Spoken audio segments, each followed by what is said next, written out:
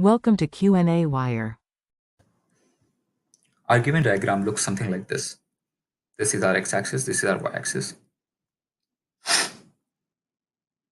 Our vector A has a length of 3.6 meters and makes an angle of 70 degrees with the x-axis, whereas our vector B has a length of 2.4 meters and makes an angle of 30 degrees with the x-axis. First, let's write down the vector components. A bar.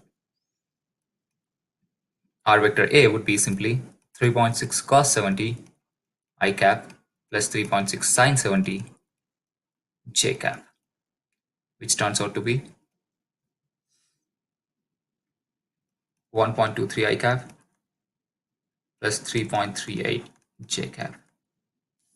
Now vector B is, as we can see, this is the angle it makes with the x-axis, but our y component and x component are both negative. Hence, our x component would be 2.4 cos 30, but with a minus sign, I cap, and our y component would be 2.4 sin 30 j cap, again with a minus sign, which turns out to be minus 2.08 I cap minus 1.2 j cap.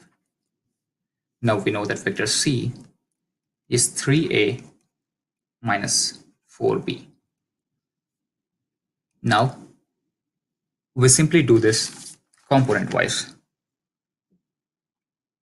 We know that 3a bar is simply 3 multiplied by this vector. Hence, that would be 3 into 1.23 I cap plus 3 into 3.38 j cap and minus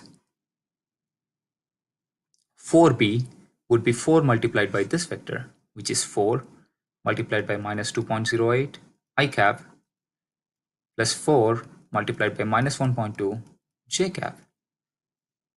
Now, if we simply add the I component coefficients and the j component coefficients, we can see that this is equal to 12.01 I cap plus 14.94 j cap.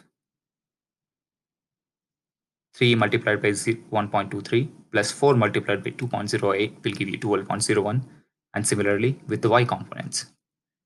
This is our vector C.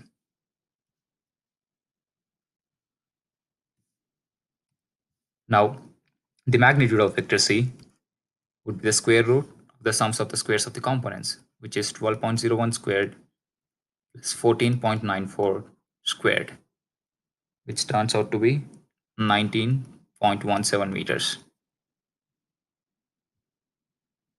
The angular vector makes with the x-axis will be tan inverse of the y component 14.94 divided with the x component 12.01, which turns out to be 51.2 degrees. If you notice, we can see that vector A would be something like this.